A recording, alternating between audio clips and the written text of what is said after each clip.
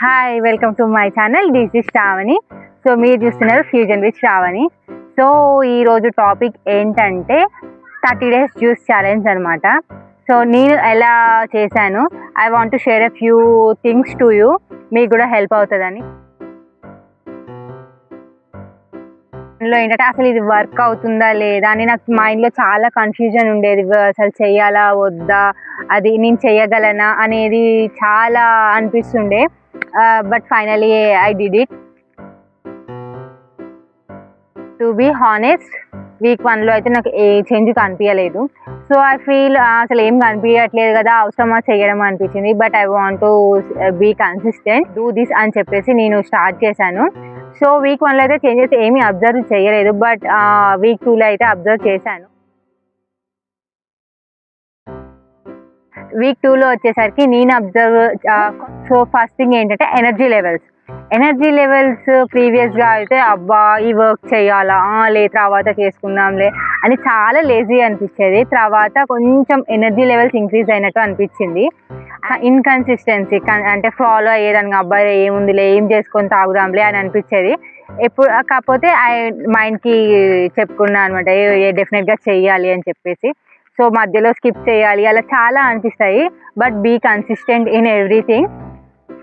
Sleep వచ్చేసి ఏంటంటే mid నైట్స్లో మేల్కి రావడం అలా చాలా ఉండేది. మైండ్ డిస్టర్బ్గా అలా ఇలా ఉంటుండే. కాకపోతే ఇప్పుడైతే హెల్దీగా 8 hours పడుకొని లేస్తున్నాను, విచ్ ఇస్ ప్లెజెంట్. డే టైంలో కూడా చాలా ప్లెజెంట్గా అనిపిస్తుంది. సో అది. అండ్ డైజెషన్ ఇంప్రూవ్ అయింది, బ్లోటింగ్ కానీ ఇలాంటివి ఏ థింగ్స్ ఉండవు. జస్ట్ అసలు వాకింగ్ అని ఏం లేదు, జస్ట్ హెల్తీ ఫుడ్ తీసుకోవడం అండ్ హెల్తీ ఇంటేక్ తీసుకుంటే బయట హెల్తీగా కనిపించాలంటే మనం ఇంటర్నల్గా హెల్తీగా ఉండాలి. స్కిన్ కేర్ అనమాట. సో ఆఫ్టర్ ఫ్యూ డేస్ నేను నోటీస్ చేశాను ఫేస్లో చేంజెస్, యాక్నీ కానీ, పింపుల్స్ కానీ, డార్క్ స్పాట్స్ కానీ ఇవన్నీ రెడ్యూస్ అవుతూ వచ్చాయి. నో స్కిన్ కొత్త ప్రొడక్ట్స్ ఏమీ ట్రై చేయడం కానీ ఇలా ఏం చేయలేదు, జస్ట్ ఓన్లీ జ్యూసెస్ తీసుకోవడం వల్ల. సో ఇంటర్నల్గా హెల్తీగా ఉంటేనే మనం ఎక్స్టర్నల్గా కూడా బయట కనిపిస్తాము అని చెప్పేసి తర్వాత రియలైజ్ అయ్యాను. సో అది ఇంపార్టెంట్ అనమాట. మనం ఇంటర్నల్గా హెల్తీగా ఉండాలి ఫస్ట్, ఆ తర్వాతే మనము ఏదైనా చేయగలుగుతాం. అండ్ ఫేస్ అయితే చాలా గ్లో పెరిగింది.